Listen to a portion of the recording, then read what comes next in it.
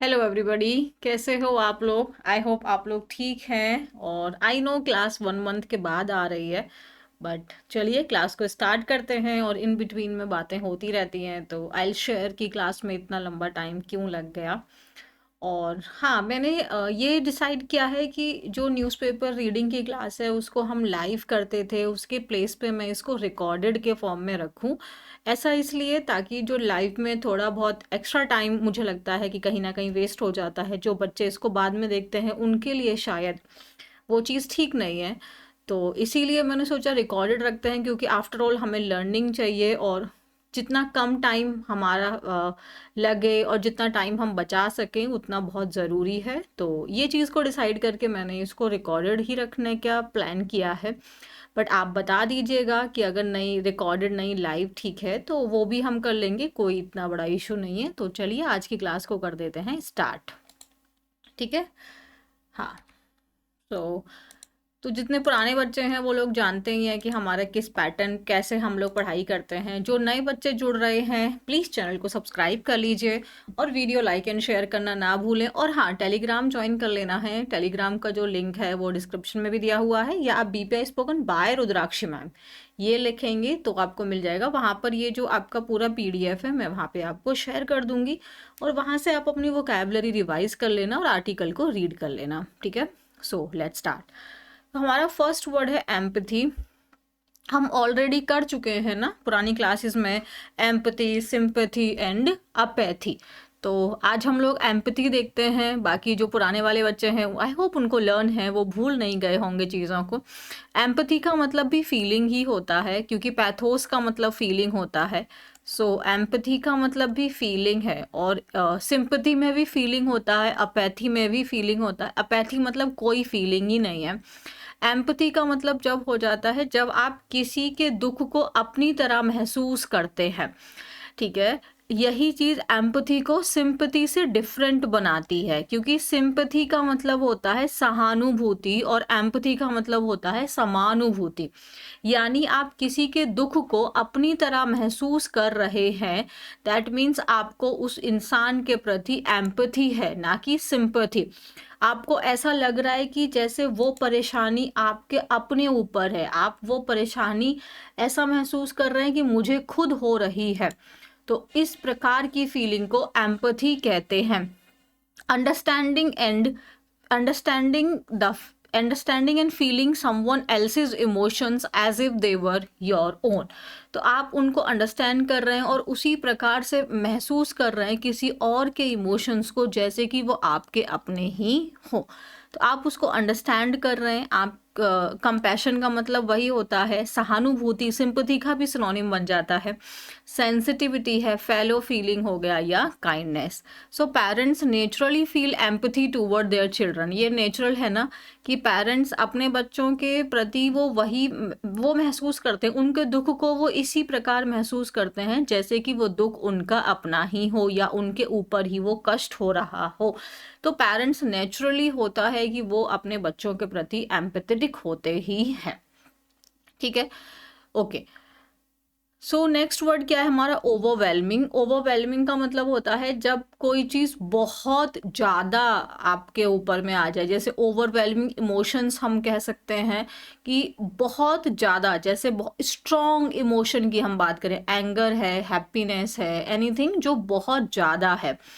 Overwhelming response, आप अगर मान लो कि ओवरवेलमिंग रिस्पॉन्स मिल रहा है तो मतलब बहुत ज़्यादा, जितना मैंने सोचा भी नहीं था उससे कई गुना ज़्यादा।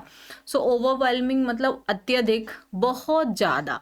सो एक्सट्रीमली ग्रेट और स्ट्रॉन्ग, बहुत ज़्यादा। ओवरवेलमिंग मतलब बहुत ज़्यादा।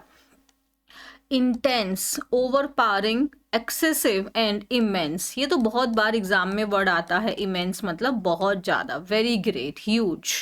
The workload was overwhelming for him. तो वर्कलोड क्या था उसके लिए, बहुत ज़्यादा था। ओवरवेलमिंग था मतलब बहुत ज़्यादा था, इंटेंस था, एक्सेसिव था workload. The response from the audience was overwhelming, तो ऑडियंस से रिस्पॉन्स कैसा मिला उसको? बहुत ज़्यादा मिला, जितना उसने उम्मीद भी नहीं की थी उससे कई गुना ज़्यादा उसको रिस्पॉन्स मिला ऑडियंस से। सो वो रिस्पॉन्स कैसा था? ओवरवेलमिंग था। डन है। ओके, नेक्स्ट वर्ड क्या है हमारा? At its essence. एसेंस का मतलब होता है किसी चीज़ का कोर, किसी चीज़ का हार्ट, किसी चीज़ का कोर, ठीक है, उसका मेन पॉइंट। उसका हार्ट का मतलब ही क्या होता है? उसका मेन पॉइंट, मेन पॉइंट। सो असल में क्या बात है? एट इट्स कोर मतलब उसके असल में आप बात कर रहे हैं। ऊपर ऊपर से बहुत हो गया, मेन मुद्दा क्या है ना? मूल रूप से प्रॉब्लम क्या है? तो वो हम जैसे मान लो फाइट हो रही है, तो फिर आपने कहा एक्चुअली में प्रॉब्लम क्या है, असल में क्या बात है, मूल रूप से क्या बात है। To get to the most fundamental और central point of an idea, situation और थिंग। तो to get to the most fundamental मतलब उसके मोस्ट, जो भाई रूट में जो बात है आप उसमें चले गए। एसेंस, मेन पॉइंट क्या है उसका, फंडामेंटल क्या है उसका, कोर आइडिया क्या है। एसेंशियली मतलब क्या है वो, इम्पॉर्टेंटली जो उसके इम्पॉर्टेंट फैक्टर्स हैं वो ना। एसेंस का मतलब ही होता है in short, in summary, main point बता दो आप मुझे बस। फंडामेंटली मतलब वो कोर में आप चले गए उसके। इन एसेंस भी बोल सकते हैं, या बेसिकली क्या बात क्या है ना। So at it essence meditation is about awareness. तो अगर हम मेडिटेशन का जो मूल रूप से पर्पस क्या होता है, अवेयर करना, हमको अपने ही चीज़ों के बारे में अवेयर करना। हम अपने ही सिस्टम के बारे में अवेयर नहीं है। सिस्टम मीन्स अपनी ही बॉडी के बारे में हम अवेयर नहीं है। तो मेडिटेशन से जो सबसे पहला बेनिफिट होता है वो अवेयरनेस, किस चीज़ के प्रति? अपने खुद के प्रति। हमारे अपने हिडन इमोशंस होते हैं, थॉट्स होते हैं जो सबकॉन्शियस माइंड में होते हैं, हम खुद अवेयर नहीं होते बट वो हमारी लाइफ को प्रभावित कर रहे होते हैं। सो अगर हम मेडिटेशन का एसेंस बोलें, भाई असल में क्या है, इसका मूल रूप से क्या है, वो है अवेयरनेस क्रिएट करना। Discipline is about self control. अगर आप अपने आप में सेल्फ कंट्रोल कर पा रहे हैं दैट मीन्स आप ऑलरेडी डिसिप्लिन्ड हैं। सो अगर एट इट्स एसेंस मतलब डिसिप्लिन का एसेंस ही है सेल्फ कंट्रोल। अगर आपके अंदर सेल्फ कंट्रोल है दैट मीन्स आप ऑलरेडी डिसिप्लिन्ड हैं, ठीक है। नेक्स्ट वर्ड है हमारा ह्यूमिलिटी। ह्यूमिलिटी को कभी भी कंफ्यूज मत करना। ह्यूमिलिटी का मतलब होता है आपका विनम्रता, ठीक है। ह्यूमिलिटी का मतलब क्या होता है? विनम्रता। ITY लगा हुआ है, नाउन है। एसेंस का मतलब भी नाउन ही होता है, ठीक है, हाँ, नाउन। सो ह्यूमिलिटी मतलब विनम्रता, ह्यूमिलिटी, ह्यूमिलिटी, ओके। ये ह्यूमिलिएशन से इसको कंफ्यूज नहीं करना है। Humiliation is different word, that is embarrassment, है ना। आपको जो इसमें शर्म होती है वो अलग है। ह्यूमिलिटी मतलब विनम्रता, आप बहुत विनम्र हैं, आप बहुत हम्बल हैं, डाउन टू अर्थ हैं, आप बहुत रिस्पेक्टफुल हैं दूसरों के प्रति, आप बिल्कुल भी एरोगेंट नहीं हैं। Modesty, humbleness, submissiveness, okay. Submissive का मतलब होता है जब आप दूसरों की बातें मान रहे हैं, आप अथॉरिटेटिव नहीं हैं, आप डिक्टेटरशिप नहीं है, आप दूसरों की बातें भी सुन रहे हैं।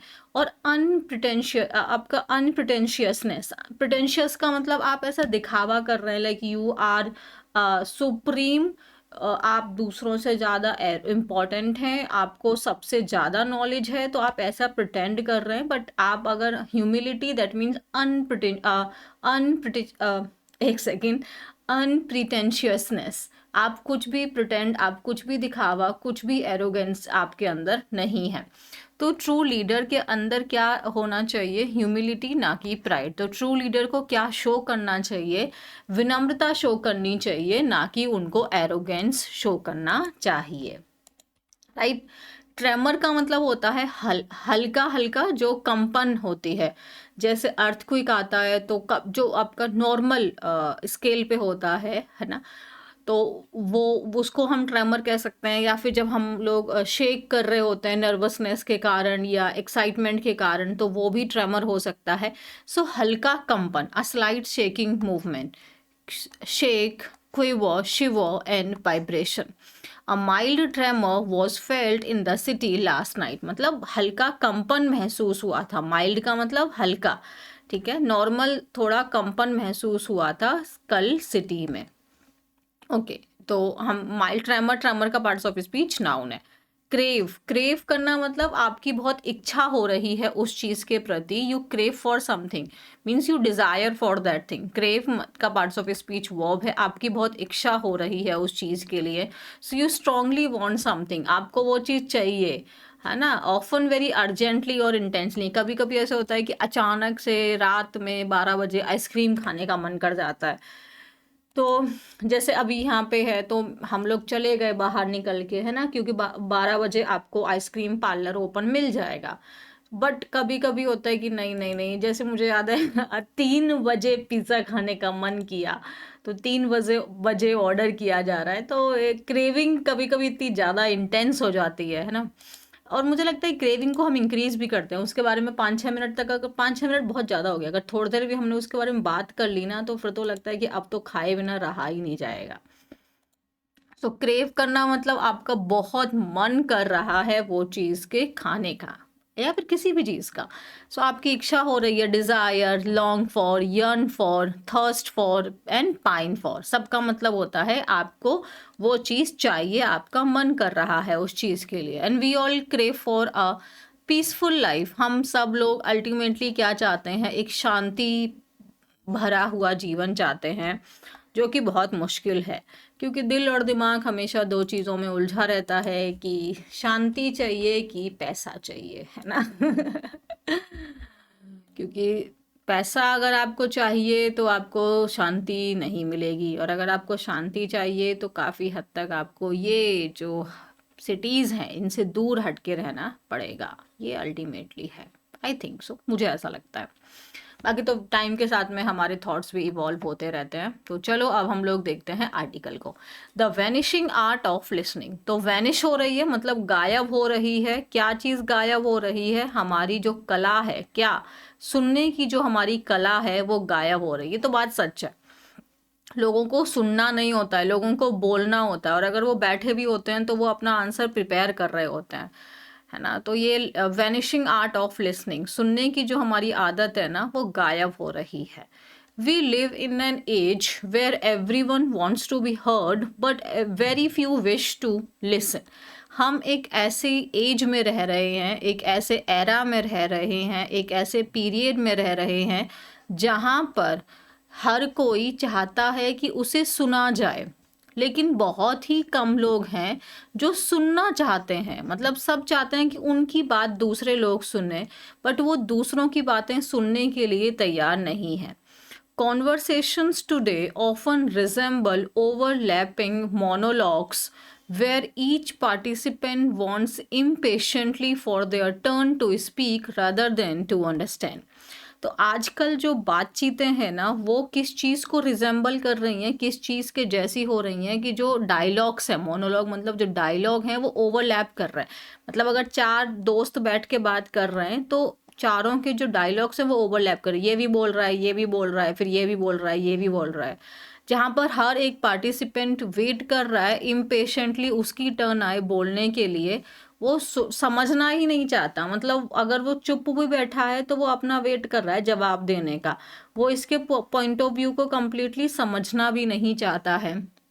जो आर्ट ऑफ लिसनिंग है, once considered a mark of empathy, respect and wisdom, is slowly vanishing amid the constant noise of opinions, notification and self-expression. तो जो आर्ट ऑफ लिसनिंग है, जिसे एक समय पर माना जाता था कि ये मार्क ऑफ एम्पैथी है, जब हम दूसरों की फीलिंग्स को अंडरस्टैंड कर सकते हैं, हम उनको इज्जत दे रहे हैं, हमारी विजडम भी होती है, हमारी समझदारी को भी शो करता है। अब धीरे धीरे ये चीज़ वैनिश हो रही है। किस चीज़ के ड्यूरेशन में? एमिड मीन्स आपके अमंग, कांस्टेंट लगातार जो नॉइज़ है हमारे ओपिनियंस का, हम सब अपने ओपिनियंस रखना चाहते हैं, या फिर हमारे नोटिफिकेशंस ये पॉपअप आते रहते हैं और हम अपने आप को ही एक्सप्रेस करने में बिजी हैं। तो इन सब चीज़ों में जो हमारा सुनने की जो कला है वो गायब हो रही है। ऑब्वियसली हम लोग डिजिटल एज में हैं। अभी भी अगर आप क्लास ले रहे हैं तो आई एम श्योर कि क्लास के ड्यूरेशन में ही आपके 1 से 2 नोटिफिकेशन आ चुके होंगे, है ना। तो digital age has given everyone a platform, but in doing so it has also created an overwhelming chorus of voices. तो डिजिटल एज ने हर किसी को एक प्लेटफॉर्म दे दिया है, राइट? क्रिएटर्स बहुत ज़्यादा, मतलब हर कोई अपने ओपिनियन शेयर कर रहा है, चाहे फेसबुक पे, ट्विटर पे, व्हाट्सएप पे या कहीं भी। लेकिन ऐसा करने में एक इसने क्या क्रिएट कर दिया है, बहुत ज़्यादा कोरस, मीन्स एक ही कोरस होता है जब कई सारे लोग एक ही साथ में मिलके गाना गाते हैं, तो बहुत सारी आवाज़ें आपको एक ही साथ में सुनाई दे रही हैं, है ना? We express endlessly through tweets, post, reels, comments, believing that communication are complete when we speak or write. हम लगातार अपनी बातें एक्सप्रेस कर रहे हैं, ट्वीट करके, पोस्ट करके, रील्स डाल के, कमेंट करके, और हमें ऐसा लगता है कि अगर हमने अपनी बात को बोल दिया या लिख दिया, इसका मतलब कम्युनिकेशन कंप्लीट हो गया, मतलब सुनना तो कोई पार्ट है ही नहीं। बट कम्युनिकेशन अगर हम उसके कोर में देखें, is not about expression alone, it's about connection. तो कम्युनिकेशन, अगर कम्युनिकेशन का कोर पॉइंट अगर हम देखें, तो ये सिर्फ एक्सप्रेशन नहीं होता कि आपने अपने मन की बात तो बोल दी, ये कनेक्शन होता है कि जिसको आप वो बात बोल रहे हैं वो आपकी बात सुन भी पा रहा है और आप उसके रिस्पॉन्स को अंडरस्टैंड कर पा रहे हैं। And connection begins not with speaking but with listening. और जैसे अगर suppose I am a teacher, I am teaching right now, but here also I am suppose to listen you people, and then how I will listen you, you'll comment something, you'll ask me something, you'll suggest me something, and I'm supposed to understand those things. हाँ, ये ऐसा नहीं होता ना कि किसी बच्चे ने कुछ बोला तो हम उसको नेग्लेक्ट कर दें या उसको हम सिर्फ एक रिएक्शन देके छोड़ दें, उसको समझना होता है, राइट? तो तभी तो हम लोग के बीच में एक कनेक्शन बन सकता है, नहीं तो वन वे तो कभी भी सक्सेसफुल नहीं रहेगा। लिसनिंग के लिए बहुत बहुत इम्पॉर्टेंट है हमारा पेशेंस, अ वर्च्यू मतलब quality increasingly rare in our fast paced lives. तो ये जो पेशेंस है, ये जो क्वालिटी है, ये लगातार कम होता जा रहा है हमारी फास्ट पेस्ड लाइफ्स में। मतलब जो हमारी ज़िंदगी इतनी तेज़ी से आगे बढ़ रही है, हर मिनट हमें कोई पॉपअप आ रहा है, कोई नोटिफिकेशन आ रहा है, अगर आपने कोई पोस्ट डाली है तो उस पर कॉमेंट्स आ रहे हैं, आप इतना हम लोग बिजी हैं, तो सुनने का, समझने का तो वक्त बचा ही कहाँ है ना? लाइफ बहुत फास्ट हो गई है हमारी। To truly listen means to slow down, absolutely. सुनने के लिए आपको सच में थोड़ा धीरे होना होगा, आपको वहाँ पे प्रेजेंट होना होगा, और आपको to give another person our undivided attention. हमें उस व्यक्ति को हमारी जो अटेंशन है वो अनडिवाइडेड होगी। मतलब हम ऐसा ना हो कि हाँ, हम ऐसा प्रिटेंड तो कर रहे हैं कि हम सोच रहे हैं, मतलब सुन रहे हैं, बट हमारे दिमाग में उसका काउंटर आंसर चल रहा है कि तू तू बस 2 मिनट रुकना बेटा, मैं तेरे को जवाब देता हूँ। तो हम उसको अंडरस्टैंड नहीं कर रहे, हम बस एक अपना काउंटर रिप्लाई प्रिपेयर कर रहे हैं। Yet our modern habits make this almost impossible. मतलब वहाँ पे फिजिकली प्रेजेंट तो ठीक है, बट माइंड में आप इमोशनली भी वहाँ प्रेजेंट हो और आप उस पर्सन को अनडिवाइडेड अटेंशन अपनी दे रहे हो। ये इस मॉडर्न जो लाइफ चल रही है, इसने इस चीज़ को ऑलमोस्ट इम्पॉसिबल बना दिया है। Even when we appear attentive, our minds often race ahead, crafting responses or drifting toward the next task. Even when, जब हम लोग ऐसा अपीयर, ऐसा प्रतीत, हम ऐसा दिखाते हैं कि हाँ हम अटेंटिव हैं, हम आपकी बात को सुन रहे हैं, लेकिन जो हमारा दिमाग है वो अक्सर कुछ और ही आगे सोच रहा है। हम रिस्पॉन्स क्रिएट कर रहे हैं या हम किसी अगली चीज़ के बारे में सोच रहे हैं, ओके मुझे आगे क्या करना है, मुझे कैसे करना है। So we are like physically present but emotionally हमारा दिमाग गायब हो जाता है। और स्टडीज़ में तो ऐसा बहुत बार होता है, राइट? जब हम लोग पढ़ रहे होते हैं, आपको मेरी बात सुन रहे हो, बट एक्चुअली में वो आप सुन नहीं रहे हो। आपका दिमाग ऑलरेडी कहीं जा चुका है। आप सोच रहे हो यार मैथ्स में मैंने ये क्वेश्चन नहीं किया, मुझे ये भी तो करना था, मुझे अरे मेरा ये वाला पार्ट मिस हो गया। क्लास चल रही है और आपका दिमाग गायब हो चुका है। तो कहीं सच में ऐसा तो नहीं हुआ? तो ऐसा हमारे साथ होता है। ये कोई ऐसी चीज़ नहीं है कि ये कोई यूनिक है या आपके साथ में हो रही है तो आपको कोई प्रॉब्लम है। ये सबके साथ होती है, बट हमें अपने आप को बताना होता है, अरे ये क्या हुआ? अपने आप को बार बार से वहां से बाहर निकाल के लाना होता है। We listen not to understand but to reply, right? हम सुनते हैं समझने के लिए नहीं, बल्कि उसके जवाब देने के लिए। और इसका रिजल्ट क्या होता है? जो शब्द हैं उनकी डेप्थ खो जाती है, और जो रिलेशनशिप्स हैं उनमें उनकी जो वार्मथ है, जो अ, एक मीनिंग है, वो ख़त्म हो जाता है। एंड द कॉन्सिक्वेंसेस, और इसके जो परिणाम हैं वो क्लियरली विजिबल हैं हर जगह पे। In work places poor listening, अगर हम वर्क प्लेस की बात करें जहाँ पे हम अपने काम करते हैं, तो अगर आपने अपने मान लीजिए आपको जो टीम लीडर हैं या जो आपके मैनेजर हैं उन्होंने आपको कुछ ऑर्डर दिया या कुछ काम बताया, बट आपने सुना नहीं, आपका दिमाग कहीं और ही था, तो इससे मिसकम्युनिकेशन हो जाएगी और फिर कॉन्फ्लिक्ट हो जाएंगे आपके बीच में, है ना? विवाद हो जाएगा, डिसएग्रीमेंट हो जाएगा। उन्होंने बताया था बट आपने सुना नहीं, तो आप कहेंगे अरे आपने कब बताया? तो ऑब्वियसली कॉन्फ्लिक्ट हो जाएंगे, मिसकम्युनिकेशन हो जाएगी। क्लासरूम्स की बात करें तो स्टूडेंट्स क्रेव, वो क्या चाहते हैं? ऐसे टीचर्स जो उनकी बात सुने बिना टेस्ट स्कोर्स के, मतलब उनकी बात बस सुनते रहे, उनको कोई जज ना करें, उनको बताए ना कि बेटा तुम यहाँ पे गलत हो, अपने आप को सुधार लो। फैमिलीज में भी ऐसा होता है कि members often speak past one another, मतलब वो एक एक दूसरे की बिना सुने बस अपनी अपनी बोले जा रहे हैं। जैसे मदर हैं, वो अपने काम को बता रही हैं कि आज मुझे ये प्रॉब्लम्स हुई, फादर अपना कुछ बता रहे हैं, और जो बच्चे हैं वो अपना ही कुछ बता रहे हैं, कोई किसी की बात को समझ नहीं रहा। तो they like often speak past one another, मतलब एक दूसरे की बात को बस ओवरलैप कर रहे हैं, कोई भी किसी की बात को अंडरस्टैंड नहीं कर रहा है। जिससे क्या होता है, एक इमोशनल गैप क्रिएट हो जाता है, and that no amount of talking can fill. और इस गैप को आप कितना भी बात कर लो, वो गैप फिल ही नहीं हो सकता जब तक आप एक दूसरे की बात को समझने की कोशिश नहीं करोगे। सेम एज फ्रेंडशिप और रिलेशनशिप्स में होता है। Absence of genuine listening breeds मतलब पैदा करता है मिसअंडरस्टैंडिंग को और डिस्टेंस को। What people long for means crave for.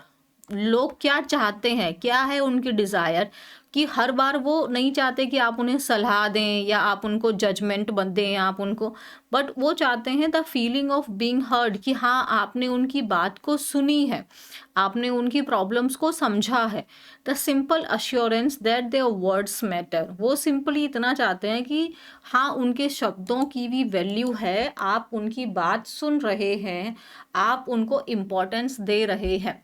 मैंने अपनी लाइफ में पर्सनली ये चीज़ सीखी है कि हर बार हमें सलाह देने की ज़रूरत नहीं होती है। अपने आप को हमेशा ये नहीं समझना चाहिए कि हम बड़े हैं तो हमें हर बार सलाह ही देनी है। ज़रूरी नहीं है कि जो हमसे छोटा है बच्चा है, यानी मेरा भाई है, बहन है, कोई भी, मेरे बच्चे, मेरे स्टूडेंट्स हैं, हर बार उनको सलाह की ज़रूरत नहीं होती। उनको चाहिए कि वो अपनी बात बता सकें और हम उनकी बात को बिना जजमेंटल हुए उसको पेशेंटली उस बात को सुन सकें। तो ये एक बहुत इम्पॉर्टेंट हैबिट है जो हमें अपने अंदर प्रैक्टिस करनी है, जो हमें अपने अंदर ग्रो करनी है, वो है लिसनिंग की। Listening is very very important. Ironically listening is one of the most powerful ways, एक सेकेंड, वेज टू स्पीक, है ना? और इसी के विपरीत में हमको लगता है कि हमने लिख दिया, हमने बोल दिया, रीड एंड राइट कर दिया, बोल दिया और लिख दिया तो मेरा कम्युनिकेशन कंप्लीट हो गया। बट अगर इसके ओपोजिट देखें, लिसनिंग है सबसे पावरफुल वे हमारा बोलने का, क्योंकि अगर हम उस पर्सन की बात को ध्यान से सुन रहे हैं तो हम बहुत कम शब्दों में अपनी बात को उस तक भी पहुंचा देंगे। तो एक्चुअली में पावरफुल वे बोलने का हमारा पहला स्टेप है listening. When we listen deeply, जब हम डीपली उस बात को सुनते हैं, we tell the other person, हम उसको इनडायरेक्टली ही बता रहे हैं कि you matter enough for me to pause and understand, आप मेरे लिए इम्पॉर्टेंट हैं, इसीलिए तो मैं शांति से आपकी बात को सुन रहा हूँ। और ये एक एक्ट है ह्यूमिलिटी का, मतलब मॉडेस्टी का, जब आप उस व्यक्ति को अपना दिखा रहे हैं कि हाँ आप मेरे लिए इम्पोर्टेंट हैं, आप मॉडेस्ट हैं उनके प्रति, आप अपने आप को सुप्रीमेसी नहीं दिखा रहे कि अरे मेरे को सब आता है। और ये भी एक इम्पॉर्टेंट है, recognition that others experience and perspective can enrich our own, and this is also very important. जब हम ये चीज़ पहचान लें कि दूसरों के जो एक्सपीरियंस हैं और दूसरों के जो पर्सपेक्टिव है, उनका जो पॉइंट ऑफ व्यू है, वो हमारी खुद की लाइफ में एक हमको ग्रो कर सकता है, वो हमें इनरिच कर सकता है, हमें ग्रो कर सकता है। ये तो बहुत इंपॉर्टेंट है। Listening invites reflection, means understanding, contemplation. It creates space for empathy. It is through listening that we learn the unspoken, the tremor in a friend's voice, the hesitation in a child's story, the weariness behind a parent's silence. तो listening के through ही हम वो चीज़ें भी समझ सकते हैं जो बिना कही है। जैसे कि अगर आप शांति से किसी की बात को सुन रहे हैं, तो आप उनके जेस्चर से, बॉडी लैंग्वेज से, उनके एक्सप्रेशन से भी आप बहुत ऐसी बातें समझ जाएंगे जो बातें उन्होंने अपने शब्दों में बोली ही नहीं। आप वो चीज़ें कि अगर कोई दोस्त है उसकी आवाज़ में कंपन हो रही है, तो आप उस चीज़ को समझ जाएंगे कि कुछ प्रॉब्लम है, कुछ बात है जो ये बता नहीं रहा है। एक बच्चे की स्टोरी में हेजिटेशन हो रहा है, तो फिर आप उसके बिहाइंड द स्टोरी को आप समझ पाएंगे। वियरीनेस का मतलब टायर्डनेस होता है कि पेरेंट्स की साइलेंस में, अगर पेरेंट्स साइलेंस हो गए तो वो थक चुके होंगे हमारे से कुछ चीज़ों के बारे में बोल बोल के, और हम वो चीज़ों में सुधार नहीं कर रहे। तो ये सब चीज़ें हम लोग तभी समझ सकते हैं जब हम शांत हैं, जब हम उनकी बात को सुन रहे हैं। But why we have lost this art, लेकिन ये आर्ट हमने खो क्यों दी है? Part of the reason lies in the culture of constant performance that surrounds us. तो पार्ट ऑफ द रीजन मतलब इसका कुछ हिस्सा तो इस बात में भी है कि जिस तरीके के कल्चर में, जिस तरीके के इन्वायरमेंट में हम अभी जी रहे हैं, कांस्टेंट परफॉर्मेंस, कांस्टेंट एक्टिविटीज़ हमारे चारों तरफ में हो रही हैं। हम encourage to curate, to share, to assert, to always have something to say. Curate करना मतलब उसको आपने काट छाट के क्रिएट किया, अपनी बात को आप शेयर करिए, अथॉरिटेटिव बनिए, कुछ बोलिए, आपको हमेशा कुछ बोलना ही है। Silence once seen as thoughtful is now often perceived as weakness or disinterest. आज की डेट में देखो, साइलेंस एक समय पे जिसको थॉटफुल देखा जाता था कि अगर कोई व्यक्ति चुपचाप बात सुन रहा है तो इसका मतलब वो व्यक्ति बहुत थॉटफुल है, बहुत मीनिंगफुल है। बट आज की डेट में उसको कैसे देखा जा रहा है, कैसे परसीव किया जा रहा है, उसकी कमज़ोरी की तरह, कि या फिर वो व्यक्ति आपकी बातों में इंटरेस्ट ही नहीं ले रहा है, तो इसीलिए उसको कुछ ना कुछ लगातार बोलते रहना है ये दिखाने के लिए आई एम इंटरेस्टेड। इसलिए भी लिसनिंग की जो आर्ट है वो खो चुकी है। We have mistaken noise for relevance. हमने शोर को समझ लिया है कि ये रेलेवेंस है, मतलब कि बंदा हमारी बात सुन रहा है, अगर वो बोले जा रहा है मतलब वो आपका हमारा रिलेट कर रहा है हमसे, है ना। तो लिसनिंग को हमने रिलेट से नहीं, अगर वो सुन रहा है तो भी तो वो आपकी बात को समझ रहा होगा ना। तो ये भी एक हमारी गलत परसेप्शन हो गया है। Even in social settings people interrupt और talk over one another, mistaking dominance in conversation for engagement. या तो अगर जैसे हमारे फ्रेंड सर्कल्स, ग्रुप्स वगैरह होते हैं या ऑफिस पार्टीज वगैरह होती हैं, तो लोग इंटरप्ट करते हैं और एक दूसरे की बात को बार बार काटते हैं। उनको ऐसा लगता है कि जो डोमिनेंस है कॉन्वर्सेशन में वही ज़रूरी होती है एंगेजमेंट को शो करने के लिए। अपने आप को इंटरेस्टेड शो करने के लिए आपको डोमिनेट करना पड़ेगा, लगातार बोलते रहना होगा। The louder one speaks, the more one seems to matter. Yet in the process, we forget that listening to has a voice, one that is quieter but far more meaningful. तो अभी हमें क्या लगता है कि जितना तेज आप बोल रहे हैं उतने ही मीनिंगफुल आप हो रहे हैं या उतने ही इम्पैक्टफुल आप हैं, बल्कि इस प्रोसेस में हम भूल गए हैं कि जो लिसनिंग है उसकी भी अपनी एक आवाज़ है, जो जितना शांत है वो उतना ही ज़्यादा मीनिंगफुल है। ये बात सच है ना, कि अगर आप हा हा हू हल्ला मचा रहे हैं, आप सुन नहीं रहे, आप अपनी भी बातों को नहीं समझ पा रहे हैं, contemplation is very very important for our growth. I personally feel, क्योंकि मैं तो बहुत सोचती हूँ अपनी एक्टिविटीज़ के बारे में, अपने बारे में, more than anybody I judge myself, so it is very very important. I don't think like you have to speak each and every time, and you have to validate your every point by giving so many examples. Be relaxed, listen carefully, and then just give answer in 1 or 2 words, that's it. You don't have to like shout every time. I don't do that. हाँ, बस कुछ points होते हैं जहाँ मुझे trigger होता है, so but otherwise it's okay baby, just chill, है ना। हमें क्यों चिल्लाना है, क्यों बकवास करनी है, क्यों बोलना है? शांति से सुनिए ना। सुनने से क्या पता आपको आप जो बोल के वो पॉइंट्स आप मिस कर देते, बट वो पर्सन की बात को पूरा सुन के आपने सच में कुछ अच्छा सीख लिया। So it is very important. I am sure आपका जो फ्रेंड सर्कल होगा वो ठीक ठाक होगा ना, तभी तो आप उसके साथ बैठे हो, तो डेफिनेटली वो लोग कुछ बोल रहे होंगे तो मीनिंगफुल होगा, तो हमें सुनना चाहिए, है ना। तो सुनने की आदत हमें अपने अंदर डेवलप करनी है। चलो, rediscovering the art of listening does not require great effort. तो यहाँ पे सब्जेक्ट हमारा रीडिस्कवरिंग है।